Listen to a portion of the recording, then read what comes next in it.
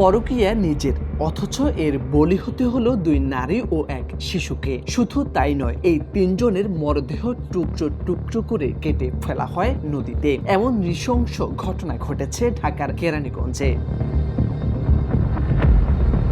2017 সালে গোপনে বিয়ের পর বিথি আক্তারকে নিয়ে ভাড়া বাসায় ওঠেন শিমুল। কিছুদিন পরেই বিথি জানতে পারেন আগেও একটি বিয়ে ছিল শিমুলের। এ নিয়ে মাঝে মধ্যে ঝগড়া হয় দুজনের। শিমুলের প্রথম স্ত্রীও জেনে যান দ্বিতীয় বিয়ের কথা। এবার সেখানেও শুরু হয় বিবাদ। কোনো উপায় না পেয়ে অবশেষে দ্বিতীয় স্ত্রী বিথির সাথে বিচ্ছেদ করতে বাধ্য হয় শিমুল। এরপর বিথিও বিয়ে করেন আরেকটি। সে ঘরে জন্ম নেয় পুত্র সন্তান। তবে আবারও শিমুলের সাথে যোগাযোগ শুরু হয় বিথির। সেটি জানাজানি হয় দুই পরিবারেই।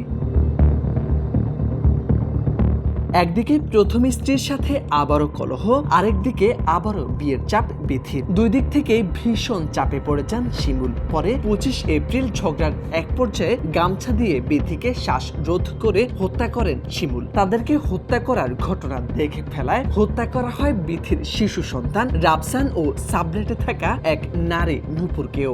7 বছর আগে ফ্যাক্টরিতে কাজ করছে, এই সময় কথাবার্তা হয়েছে, রেল লাইনের বসকে একদিন ধরা হয়েছে, থানায় রিপোর্ট দেওয়া হয়েছে। থানা ছাড়িয়ে দেওয়ার পরে এবার মেয়ে, আমি বাড়ি লেগে গেছি, মেয়ে আবার আইছে। আজকে কাজবাজ করার পরে এবার রুবেলের লাগে বিয়ে হয়েছে।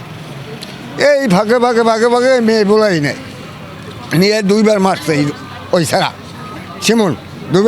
ঢাকার শহরে থাকবে ওই ছাড়ার আমি কইছি, এ ছাড়া তুই তো আর বিয়ে করস না, তুই আর দ্বারা থাকস কা, ছাড়া তো উনি না, ছাড়া আবার আই পরে। হ্যাঁ, আমি তো সেইটা জানি না যে কি কারণে ও মারলে।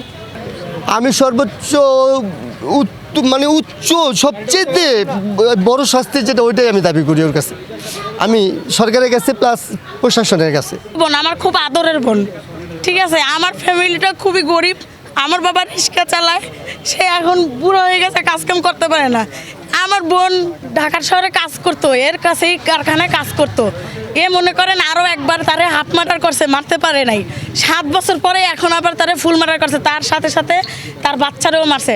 এমন নৃশংসতার পর 3টি মরদেহ টুকরো টুকরো করে বস্তায় ভরে ফেলা হয় বিভিন্ন জায়গায়। এরপর মোবাইল রিচার্জ কার্ডের সূত্র ধরে এমন ট্রিপল মার্ডারের রহস্য উন্মোচন করেন পুলিশ। গ্রেপ্তার করা হয় শিমুলকে। সেখানে হত্যার ঘটনা তুলে ধরেন শিমুল। বিথির মারাটাকে আমরা বিথির ডেড বডিটাকে আমরা করে আমরা কার্যক্রম শুরু করি।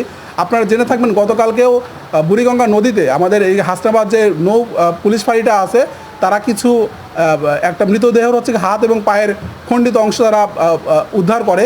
আমরা ধারণা করেছিলাম যে কালীগঞ্জ আগানগর মার্কেটের সামনে যে ডেড বডিটা রয়েছে, সেই ডেড বডিরই অবশিষ্ট অংশ হতে এটা হবে।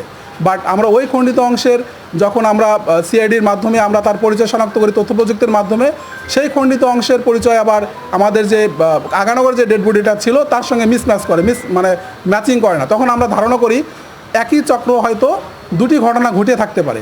পাশাপাশি যখন বিথির পরিবারের সাথে আমরা যোগাযোগ করি, তখন আমাদেরকে জানায় যে বিথির সঙ্গে বিথির 4 বছরের একটা ছেলেও আছে, ছেলেটাও নিখোঁজ।